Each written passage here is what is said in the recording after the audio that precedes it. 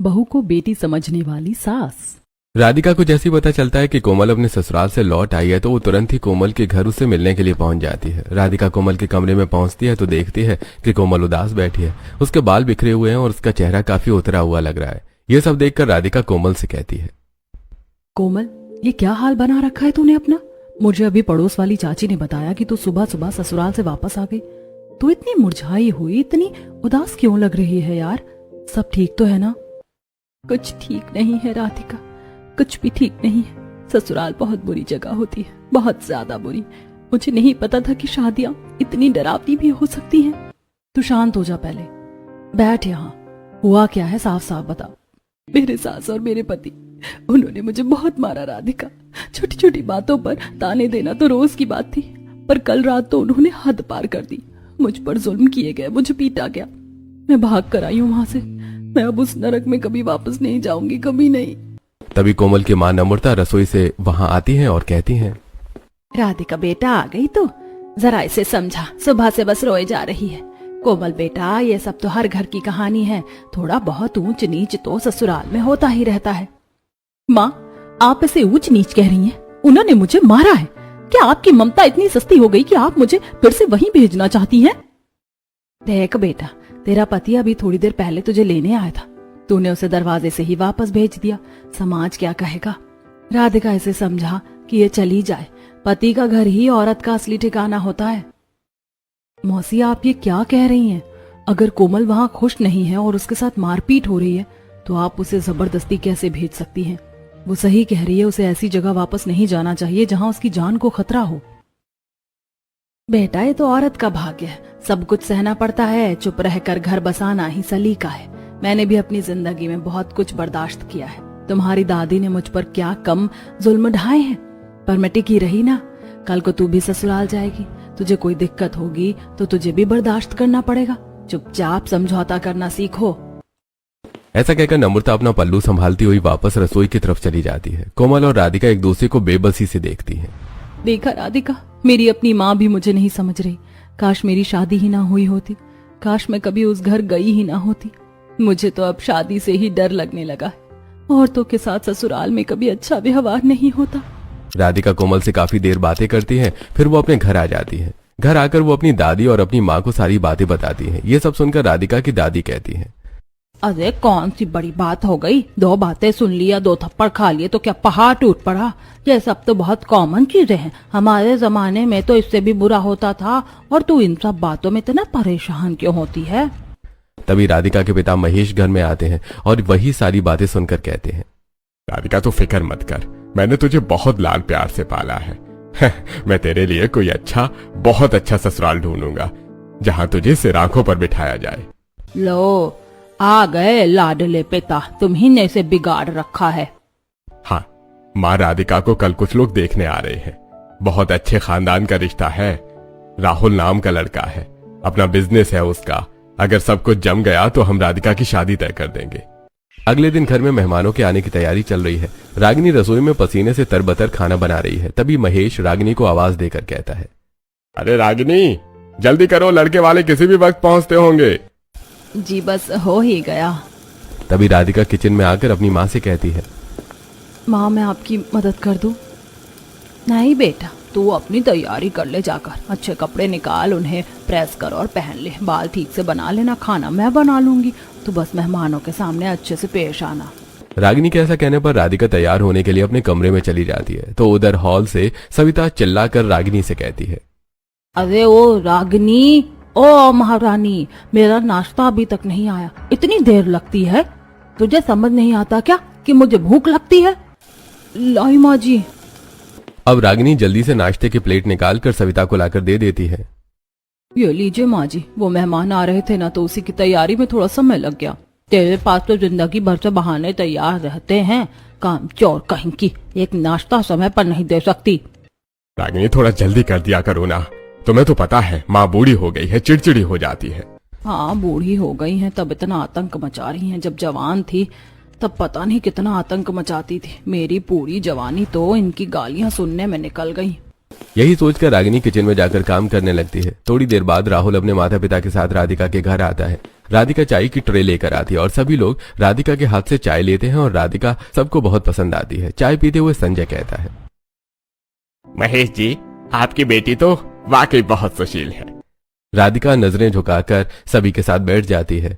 ऐसे ही घर वाले राधिका और राहुल का रिश्ता पक्का कर देते हैं। थोड़ी देर बाद वो लोग अपने घर निकल जाते हैं। अगले दिन कोमल राधिका से मिलने आती है। दोनों राधिका के कमरे में बैठकर बातें कर रही थी। तब कोमल कहती है, राधिका, मैं वापस ससुराल जा रही हूँ। क्या तू फिर से उसी नरक में जा रही है? तूने कहा था कि तू कभी नहीं जाएगी। घर वाले रुकने नहीं दे रहे हैं यार। माँ कहती है कि अगर मैं यहाँ रुकी तो छोटे भाई की शादी नहीं होगी, मुझे जाना ही पड़ेगा। और वैसे भी मैंने सुना है तेरी भी शादी तय हो गई है। हाँ, राहुल नाम का लड़का है, सब कह रहे हैं बहुत अच्छा है। थोड़ा संभल के रहना, ससुराल कभी अच्छी जगह नहीं होती। लड़कियों को तो बस निभा के चलना पड़ता है, चाहे मार पड़ी या गालियां हमें ही सहना पड़ता है। अपना ध्यान रखना। तू क्यों जा रही है कोमल? अगर तुझे नहीं जाना तो मत जाना। मेरी मजबूरी है राधिका, लड़कियों की अपनी कोई मर्जी नहीं होती। ऐसा कहकर कोमल चली जाती है। राधिका के मन में ससुराल का डर और गहरा हो जाता है। तभी रागिनी कमरे में आती है। राधिका उससे कहती है, माँ, कोमल को नहीं जाना चाहिए था। उसके ससुराल वाले उस पर इतना जुल्म करते हैं, आप लड़कियों को वापस क्यों भेज देते हैं? बेटा, अब लड़कियों के नसीब ही ऐसे होते हैं। माँ, क्या दादी भी आप पर जुल्म करती थी? जैसा कोमल के साथ हो रहा है, क्या आपके साथ भी वैसा ही हुआ था? तुम्हारी दादी वो बहुत तेज थी बेटा। अब तो बुढ़ापे के साथ थोड़ा ठंडी पड़ गई है, वरना पहले तो पानी मांगने पर भी सुना देती थी।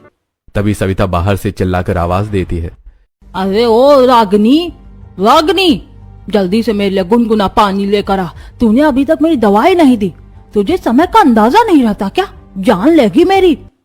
ठीक है बेटा, तुम आराम करो, मैं तुम्हारी दादी को दवाई दे देती हूँ, वरना उनका शोर थमने वाला नहीं। ऐसा कहकर रागिनी वहां से चली जाती है। समय बीतता है और राधिका की शादी का दिन भी आ जाता है। राधिका दुल्हन के लिबास में सजी हुई है। वो बहुत सुंदर लग रही है, लेकिन उसके चेहरे पर कोई खुशी नहीं है। वो आईने में खुद को देख रही है और उसके दिमाग में राधिका और उसकी माँ के शब्द घूम रहे हैं। तभी रागिनी कमरे में आती है और कहती है, बेटा, तुम तैयार हो गई, बारात आ गई है, सब तुम्हारा इंतजार कर रहे हैं। माँ, अभी तक कोमल नहीं आई क्या? उसने वादा किया था कि वो मेरी शादी में जरूर आएगी। नहीं बेटा, अभी तक तो नहीं आई है। ठीक है माँ, मैं उसको फोन कर लेती हूँ। वो मेरी सबसे अच्छी सहेली है। अगर मेरी शादी में नहीं रहेगी तो मुझे अच्छा नहीं लगेगा। ऐसा कहकर राधिका कोमल को फोन लगाती है कि तभी कोमल वहां आ जाती है। राधिका देखती है कि कोमल के हाथों और पैरों पर नीले निशान है। उसका होंठ फटा हुआ है। ये देखकर राधिका घबराकर कहती है, कोमल, ये क्या हुआ तुझे? ये निशान कैसे हैं? राधिका, मैं तेरे घर आने के लिए कह रही थी। मैंने उनसे बस 2 घंटे की मोहलत मांगी थी, पर मेरे ससुराल वालों ने मुझे बहुत मारा। मेरी सास ने कहा कि तू अपनी सहेली की शादी में जाकर हमें बदनाम करेगी। फिर तू यहाँ कैसे आई? जब मैं बेहोश हो गई तब मेरी सास को लगा कि कहीं मैं मर ना जाऊं। उन्होंने छोड़ दिया। मैं बहुत मुश्किल से तेरे से मिलने आई हूँ, पर मैं रुक नहीं पाऊंगी। मेरा पति बाहर गाड़ी में बैठा है। तभी दरवाजे पर आकर कोमल का पति जोर से चिल्लाता है, अरे कोमल, हो गई तेरी बात? चलो यहाँ से, कितनी देर लगा रही हो? पहले ही तमाशा कम किया है क्या? हाँ हाँ आई। देखा राधिका, अब मैं चलती हूँ। ऐसा कहकर कोमल वहां से चली जाती है। इधर राधिका और राहुल की शादी हो जाती है और राधिका विदा होकर अपने ससुराल के लिए निकल पड़ती है। लेकिन कार में बैठे बैठे भी उसके मन में वही पुरानी बातें चल रही थी। ससुराल तो खराब ही होता है। पक्का मुझे भी वहां जाकर मार खाना पड़ेगा। छोटी छोटी बातों पर जुल्म सहने होंगे। जैसे दादी मेरी माँ को चिल्लाती है, जैसे कोमल की हालत है। अब मेरी भी जिंदगी खराब हो जाएगी। मैं कभी खुश नहीं रह पाऊंगी। बारात राहुल के घर पहुंचती है। राधिका लाल जोड़े में दरवाजे पर खड़ी है। राहुल उसके बगल में खड़ा है। राधिका की सास निशा राधिका के गृह प्रवेश के लिए आरती की थाली लेकर आती है। तभी राहुल कहता है, माँ जल्दी करो ना, वैसे ही मैं बहुत थक गया हूँ। कितनी देर लगा रही हो आरती शुरू करने में? पैरों में दर्द हो रहा है मेरे। लो, पति का ड्रामा तो यहीं से शुरू हो गया। अभी से इसे थकान होने लगी। अभी तो घर के अंदर कदम भी नहीं रखा। पता नहीं आगे क्या क्या होगा मेरे साथ। राहुल, ये क्या तरीका है बात करने का? बहू है, घर की लक्ष्मी है, उसकी आरती तो उतारने दे शांति से। और तू कितना थक गया है? क्या तू अकेला शादी कर रहा था? ये बेचारी लड़की इतने भारी लहंगे और गहनों में सुबह से खड़ी है। इसने तो एक शिकायत नहीं की। तो चुपचाप खड़ा रहे। ठीक है माँ, करिए आप। निशा बहुत प्यार से राधिका की आरती उतारती है और उसे अंदर लेकर जाती है। फिर कहती है, बाहू, अब जाकर तुम अपने कमरे में आराम कर लो। तुम भी बहुत थक गई होगी। बाकी की बातें और रस्में हम सुबह देखेंगे। शुक्रिया। राहुल और राधिका कमरे में दाखिल होते हैं। राधिका अपने बेड के कोने पर सहमी हुई बैठ जाती है। तभी राहुल कहता है, देखो राधिका, मैं काफी थक गया हूँ और मुझे बहुत नींद आ रही है, मैं सोने जा रहा हूँ। राहुल बिना राधिका की तरफ देखे सो जाता है। थोड़ी देर बाद राधिका भी सो जाती है। अगले दिन सुबह के 8 बज रहे हैं। राधिका अभी तक सोकर नहीं उठी है। तभी निशा राधिका के कमरे में आती है और उसे जगाते हुए कहती है, बेटा सुबह हो गई है, अब जल्दी से उठ जा। राधिका अपनी सास के जगाने पर हड़बड़ाकर उठ बैठती है और कहती है, माँ जी, पता नहीं कैसे मेरी नींद ही नहीं खुली, इसीलिए मुझे उठने में देर हो गई, मुझे माफ कर दीजिए। अरे बहू, तो इसमें इतना घबराने वाली कौन सी बात है। राहुल तो सुबह सुबह ही काम के सिलसिले में निकल गया। अब तू आराम से तैयार हो और ये ले, ये मेरी तरफ से तेरे लिए साड़ी है, मैंने बहुत चाव से खरीदी थी, आज ये पहनना। तभी राधिका की नंद पल्लवी कमरे में चहकती हुई आती है। भाभी गुड मॉर्निंग, चलिए मैं आपको तैयार कर देती हूँ। वैसे भी मैं पार्लर का कोर्स कर रही हूँ, मैं आपको बहुत सुंदर बना दूंगी। शुक्रिया पल्लवी। ठीक है राधिका बेटा, अब तुम्हें तुम्हारी ननद तैयार कर देगी, मैं चलती हूँ। और हाँ, पल्लवी बहुत बातें करती है, तो तुम देख लेना अपनी ननद को। ऐसा कहकर निशा कमरे से बाहर चली जाती है। अब राधिका जाकर फ्रेश होकर आती है और पल्लवी राधिका को आईने के सामने बैठकर तैयार करने लगती है। और फिर बातों ही बातों में पल्लवी राधिका से कहती है, पता है भाभी, भैया तो निवेदिता नाम की लड़की को पसंद करते थे। वो बहुत मॉडर्न थी, पर माँ को वो बिल्कुल पसंद नहीं थी। माँ के आगे भैया की एक नहीं चली और माँ ने आपकी फोटो देखते ही कह दिया कि बहू तो यही बनेगी, इसीलिए भैया ने आपसे शादी कर ली। पल्लवी की बातें सुनकर राधिका और डर जाती है और मन ही मन सोचती है, हे भगवान, अब तो मेरा पति मुझ पर और भी जुल्म करेगा। मैं तो उसकी पसंद की भी नहीं हूँ। वो किसी और से शादी करना चाहता था और उसकी माँ ने जबरदस्ती ये शादी कराई। अब मेरा क्या होगा। क्या सोच रही हो भाभी, आप तैयार हो गई हैं, देखिए कितनी सुंदर लग रही हैं। आज तो भैया आपको देखकर फिदा हो जाएंगे। चलिए, सब बाहर इंतजार कर रहे हैं। अब पल्लवी राधिका को लेकर बाहर आती है, जहाँ सभी औरतें मुंह दिखाई की रस्म के लिए बैठी थी। राधिका सभी के बीच में आकर बैठ जाती है। औरतें राधिका की बहुत तारीफ करती हैं। तभी राहुल भी घर लौटता है। मालती राहुल को देखकर उससे कहती है, राहुल तेरी बीवी तो बहुत सुंदर है बेटा, तू तो बहुत भाग्यशाली निकला। राधिका तो बहुत गुणी लग रही है। राहुल बिना कुछ बोले सीधा अपने कमरे में चला जाता है। ये देखकर राधिका का दिल बैठ जाता है। वो मन ही मन सोचती है, देखा, इन्होंने मेरी एक तारीफ तक नहीं की, करेंगे भी क्यों, इन्हें तो मैं पसंद ही नहीं हूँ। इनकी माँ ने इन्हें मजबूर किया है शादी करने के लिए, तो भला उन्हें खुशी कहाँ से होगी। थोड़ी देर बाद मुंह दिखाई की रस्म खत्म हो जाती है और सभी औरतें अपने अपने घर चली जाती हैं। उसके बाद निशा कमरे में जाती है और डांटते हुए राहुल से कहती है, राहुल ये क्या तरीका है, तू थोड़ी देर वहाँ रुक नहीं सकता था। औरतें बहू की तारीफ कर रही थी, तुझे कम से कम उनका जवाब तो देना चाहिए था, और तू सुबह बिना नाश्ता किए चला गया। ये क्या है। माँ प्लीज आप मुझ पर प्रेशर मत डालिए, मैं पहले ही बहुत परेशान हूँ। मुझे पता है तेरी परेशानी, पर ऐसा नहीं चल पाएगा राहुल। तुझे इस घर की और अपनी पत्नी की इज्जत करनी होगी। ठीक है माँ। राधिका रसोई में काम करते हुए ये सारी बातें सुन रही थी। ये सब सुनकर वो मन ही मन सोचती है, ये सब ढोंग है। आज माँ जी चिल्ला रही हैं, कल ये दोनों मिलकर मुझे ही निशाना बनाएंगे। ये सब बस दिखावा है। राधिका यही सब सोचते हुए खाना बनाती है। उसका ध्यान अपनी सास और राहुल की बातों में था, इसलिए अनजाने में सब्जी में नमक ज्यादा हो जाता है। राधिका खाना बनाने के बाद सभी लोगों को डाइनिंग टेबल पर खाना परोसती है। सभी लोग खाना खाना शुरू करते हैं। तब राहुल गुस्सा होते हुए कहता है, ये क्या है, क्या नमक का डिब्बा पूरा सब्जी में पलट दिया है। खाना बनाना आता है या बस सजने संवरने का शौक है। सॉरी जी, मैं अभी दूसरी सब्जी बना देती हूँ, मुझे माफ कर दीजिए। राहुल, इसमें इतना चिल्लाने वाली क्या बात है। हाथ है ना, कोई मशीन तो है नहीं कि हर बार परफेक्ट डालेगी। नया घर है उसका, वो घबरा रही होगी। तुझे अगर सब्जी नहीं खानी तो तू दाल खा ले, और नहीं तो सलाद रखा है। मुझे खाना ही नहीं खाना है।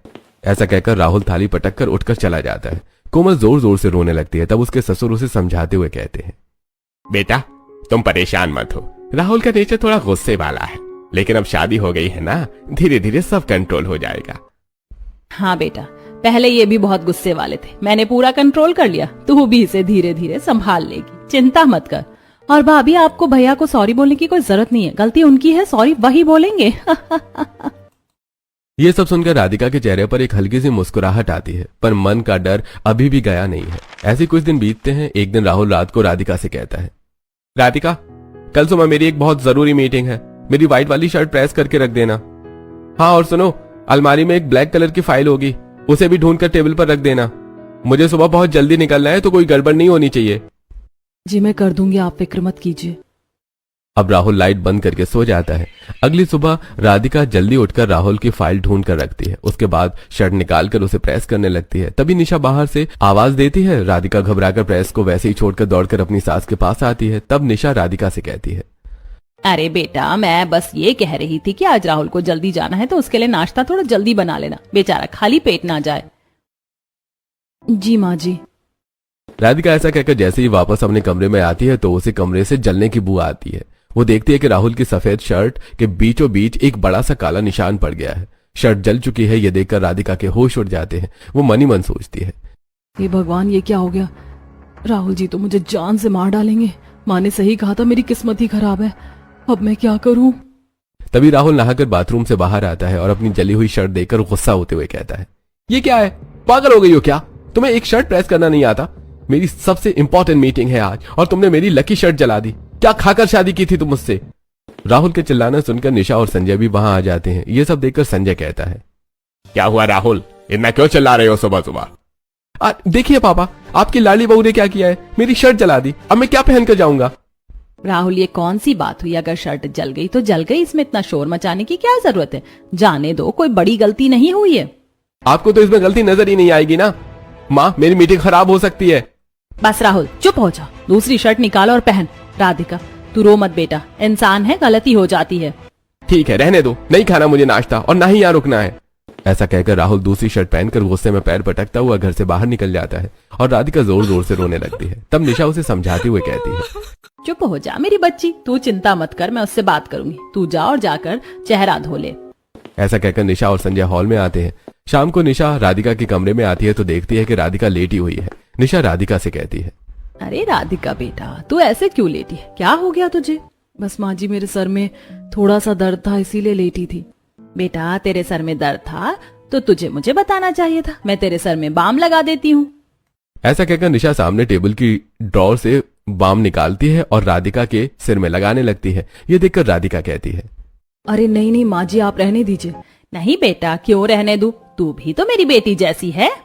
ये सुनकर राधिका बहुत खुश हो जाती है। ऐसे ही दिन बीत रहे थे जहां एक तरफ राहुल राधिका से बहुत बेरुखी वाला व्यवहार करता है तो वहीं निशा हर वक्त राधिका का ख्याल रखती है। कभी उसे उसकी पसंद की चीज खिलाती, कभी उसके बालों में तेल लगाती तो कभी उसके साथ बैठकर टीवी देखती। ऐसे कुछ दिन बीत जाते हैं। एक दिन जब राधिका रसोई में खाना बना रही थी तब निशा और पल्लवी राहुल के कमरे में आते हैं और उससे कहते हैं, राहुल, मैं देख रही हूँ कि तेरा राधिका पर कोई भी ध्यान नहीं है। वो तेरी पत्नी है और तेरी जिम्मेदारी भी। तुझे उससे ऐसा व्यवहार नहीं करना चाहिए। माँ, आपने मेरी पसंद की लड़की से शादी कराई होती तो आज मेरी खुशी कुछ और ही होती। आपने निवेदिता को रिजेक्ट कर दिया क्योंकि वो मॉडर्न थी। अब इस सुशील बहू को झेलना पड़ रहा है तो मुझसे ये उम्मीद मत कीजिएगा कि मैं बहुत खुश रहूंगा। भैया, आप बहुत बड़ी गलतफहमी में हैं।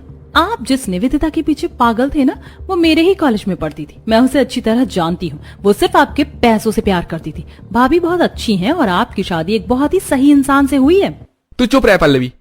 बातें करने के बाद निशा और पल्लवी कमरे से चली जाती हैं। तभी अचानक राधिका चाय लेकर राहुल के पास आती है और राहुल को चाय देते हुए कहती है, मैं चाय लेकर आ रही थी तो मैंने आप लोगों की सारी बातें सुनी। मुझे दुख है कि आपकी शादी आपकी पसंद की लड़की से नहीं हो पाई। मुझे ये सब कुछ नहीं पता था। अगर आप चाहोगे तो मैं आपको छोड़कर चली जाऊंगी। मुझे अभी ये फालतू बकवास नहीं सुननी, मुझे सोने दे। ऐसा कहकर राहुल सो जाता है। अगले दिन शाम को निशा राधिका के साथ सब्जी लेने के लिए बाजार जाती है। दोनों सास बहू सब्जियां खरीदती हैं। फिर जब वापस लौटने लगते हैं तो उन्हें मोहल्ले की कुछ औरतें मिलती हैं। तभी मालती निशा से कहती है, अरे निशा बहन, तुमने सुना या नहीं? आज तक माधवी अपनी बहू पर सिर्फ जुल्म करती थी, लेकिन आज उन लोगों ने अपनी बहू को खूब मारा पीटा। बेचारी बहुत जोर जोर से रो रही थी। उसके रोने की आवाज मेरे घर तक आ रही थी। यह तो बहुत गलत बात है। हमारे पड़ोस में एक बहू पर इतना जुल्म हो रहा है और हम चुपचाप बैठे। चलो हम अभी उनके घर चलते हैं और उन्हें समझा कर आते हैं कि ये सब गलत है।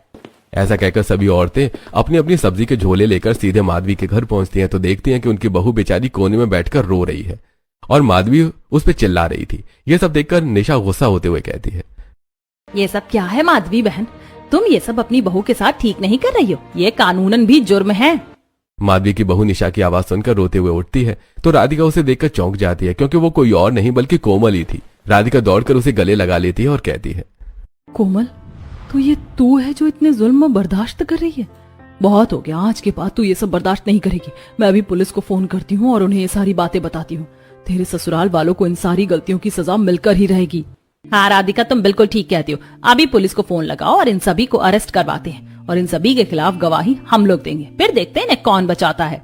निशा की बात सुनकर कोमल की सास और उसका पति बहुत डर जाते हैं, लेकिन तभी कोमल कहती है, नहीं नहीं निशा चाची, राधिका प्लीज आप पुलिस को फोन मत लगाइए। जो भी है ये मेरे पति और मेरी सास है और मेरे घर की इज्जत नीलाम हो, मुझे ये बिल्कुल बर्दाश्त नहीं। कोमल की बातें सुनकर कोमल की सास और उसके पति को अपनी गलती का एहसास होता है। तब माधवी कहती है, बेटा हमने तुझ पर इतने जुल्म किए, तुझे इतना परेशान किया, फिर भी तू हमारे घर की इज्जत और हमारी खुशी के बारे में सोच रही है। आज हमें अपनी गलती का एहसास हो गया तो हमें माफ कर दे। आज के बाद हम तुझे कभी परेशान नहीं करेंगे, बहुत प्यार से रखेंगे। हाँ कोमल, माँ सच कहती है, मुझे भी माफ कर दो। मैं पति होने के बाद भी अपनी जिम्मेदारियों को नहीं निभा पाया, लेकिन तुमने तब भी हर बात बर्दाश्त की और आज तक किसी से शिकायत नहीं की। और आज भी जब तुम्हारी सहेली पुलिस को बुलाने के लिए कह रही है, तभी तुम हमारे बारे में ही सोच रही हो। आप लोगों को आपकी गलती का एहसास है, मेरे लिए तो यही बहुत बड़ी बात है। आप लोगों को मुझसे माफी मांगने की कोई जरूरत नहीं है। ये सब देखकर राधिका बहुत खुश हो जाती है और उसके बाद सभी औरतें अपने अपने सब्जी का थैला लेकर अपने अपने घर चली जाती हैं। घर पहुंचकर निशा राधिका के साथ फ्रिज में सब्जियां रखवाती है। तभी राधिका कहती है, माँ जी आज आपने मेरी सहेली के दुखों को दूर करके सिर्फ उस पर ही नहीं बल्कि मुझ पर भी एहसान किया। उसकी तकलीफ से मुझे भी बहुत तकलीफ होती थी। ये सुनकर निशा मुस्कुरा देती है। ऐसे कुछ दिन बीत जाते हैं। एक दिन निशा पल्लवी से कहती है, बेटा अपनी भाभी को तैयार करवा लो, आज उसे किसी रेस्टोरेंट में लेकर चलते हैं, साथ खाएंगे पिएंगे, बहुत मजा आएगी। जी माँ। नहीं माँ जी, मेरा मन नहीं है। ये मेरा आदेश है, जा तैयार हो जा। थोड़ी देर बाद निशा, राधिका और पल्लवी एक रेस्टोरेंट में बैठे हैं। वो आइसक्रीम खा रहे हैं। राधिका थोड़ा हल्का महसूस कर रही है। तभी पल्लवी की नजर कोने वाली मेज पर पड़ती है और वो अपनी माँ से कहती है, माँ देखो वहाँ निवेदिता किसी और लड़के के साथ डेटिंग कर रही है। रुकिए मैं अभी भैया को फोन करके यहाँ बुलाती हूँ, उन्हें अपनी आंखों से सच देखना चाहिए। नहीं पल्लवी रहने दो, झगड़ा बढ़ जाएगा। नहीं बहू, सच सामने आना जरूरी है। पल्लवी फोन कर राहुल को। पल्लवी राहुल को फोन करके सारी बातें बताती है। राहुल थोड़ी ही देर में वहां आ जाता है और वो अपनी आंखों से निवेदिता को किसी लड़के का हाथ पकड़कर प्यार से बातें करते देखता है। राहुल चुपचाप जाकर पीछे खड़े होकर उनकी बातें सुनने लगता है। अरे यार वो राहुल तो पागल था, मुझे तो बस उसके क्रेडिट कार्ड से मतलब था। अच्छा ही हुआ कि उसकी माँ ने शादी नहीं होने दी, वरना मुझे उस बोरिंग आदमी के साथ अपनी पूरी जिंदगी बितानी पड़ती। अरे तो अब उसका क्या सीन है? राहुल जल्दी ही अपनी पत्नी को छोड़कर मुझसे शादी कर लेगा। उसके बाद मैं उसके सारे पैसे और प्रॉपर्टी अपने नाम करवाकर तुमसे शादी कर लूंगी। तभी अचानक निवेदिता झटके से मुड़ती है और राहुल को देखकर उसके होश उड़ जाते हैं। निवेदिता राहुल से कहती है, राहुल तुम यहाँ? लेकिन राहुल निवेदिता की बात का कोई जवाब नहीं देता। वो निवेदिता के सच को समझ चुका था। वो तुरंत ही उस टेबल पर आता है जहां पल्लवी, निशा और राधिका बैठी थी। राहुल वहां बैठ जाता है। तब निशा कहती है, देख लिया बेटा, यही है वो हकीकत जिसे तू देखना नहीं चाहता था। मेरी बहू तेरे लिए और इस घर के लिए अनमोल है। हाँ माँ, तुम सच कहती हो। मुझे माफ कर दो राधिका, मैंने बहुत बड़ी गलती की। आज मुझे एहसास हो गया है कि तुम ही मेरी सच्ची जीवन साथी हो और आज के बाद मैं तुम्हें जीवन भर प्यार करूंगा, तुम्हारा सम्मान करूंगा। आपको आपकी गलती का एहसास है, मेरे लिए तो यही बहुत बड़ी बात है। आपको माफी मांगने की कोई जरूरत नहीं है। अब वो लोग खुशी खुशी घर लौट आते हैं। अगले दिन से घर का माहौल अब पूरी तरह से बदल चुका है। सभी लोग हॉल में बैठकर बातें कर रहे थे। तब पल्लवी कहती है, और भैया आपसे भाभी को परेशान किया तो मुझसे बुरा कोई नहीं होगा। आखिर भाभी मेरी बेस्ट फ्रेंड जो बन गई हैं। अब कभी नहीं पल्लवी, अब तो मुझे राधिका का ख्याल रखना सीखना होगा। कुछ दिनों बाद राधिका और राहुल राधिका के मायके पहुंचते हैं। राधिका के माता पिता उन्हें अचानक देखकर हैरान रह जाते हैं। राधिका बहुत खुश दिख रही है। उसके चेहरे पर अब वो डर नहीं है। यह देखकर रागिनी हैरान होते हुए कहती है, कोमल दामाद जी आप लोग अचानक सब ठीक तो है ना? माँ मैं बहुत खुश हूँ, मुझ बहू को बेटी समझने वाली सास मिली। मैंने कहा था ना माँ, मैं अपनी बेटी के लिए सबसे अच्छा घर ढूंढूंगा। काश और लड़की को ऐसी सास मिले जो उसे पराया ना समझे। आज कोमल को देखकर मेरा कलेजा ठंडा हो गया। शाम को राधिका और राहुल घर लौट आते हैं जहां राधिका की सास आंखें बिछाई उसका इंतजार कर रही थी। राधिका ये देखकर मनी मन बहुत खुश होती है और सोचती है, भगवान करे ऐसी बहू को बेटी समझने वाली सास हर लड़की को मिले, फिर कोई लड़की कभी भी शादी से नहीं डरेगी।